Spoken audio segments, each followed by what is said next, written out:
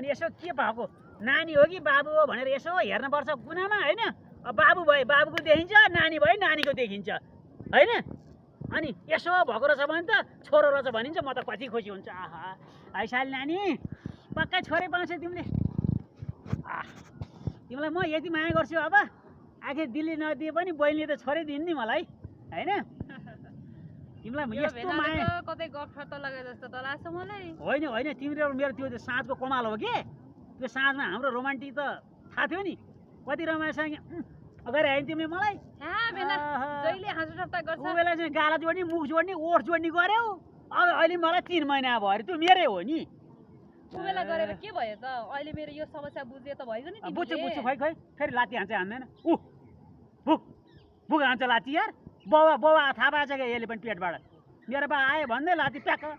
pack pack हान्छ त बा अनि 3 महिना पनि ठुलै भइसक्यो क्या हो 3 महिनामा त मेरो पेटमा बच्चा त बुझ्यो मभन्दा ठुलो भइसक्यो म त कान थापेर खोइ बोल्छ कि यसो सुन्नु त कान थापेर यति धेरै होइन त्यो भित्रले बोल्छ कि बाबा भन्छ कि मलाई खोइ तिम्रो छोरा बाबु बाबा भन्नुहोस् त मेरै हो भने मभन्दा पहिले कोही पछि गयो भने चाहिँ पहिला कोही पनि आएन अनि पहिलो जसो हुन्छ त्यसै हुन्छ वरि ल होइन ल भेना तिमी यदि यो कुरा साँचो हो भने तिमी यो मेरो पेटमा भएको छोरा सम्हाल्छौ भने म तिमीसँग जान तयार अब सम्हाल्नै पर्यो छोरै मेरो त मैले साली नसम्हाले कसलाई सम्हाल्ने आखिर साली कसको भिनाजुको त मेरो त हकै लाग्छ साली कसको भिनाको भनी तिम्रो खान थाहा छैन हो त्यसो भएर साली नानी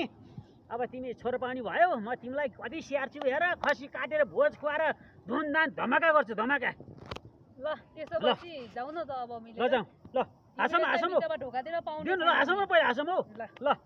साली कसको भिनाको भिना कसको साली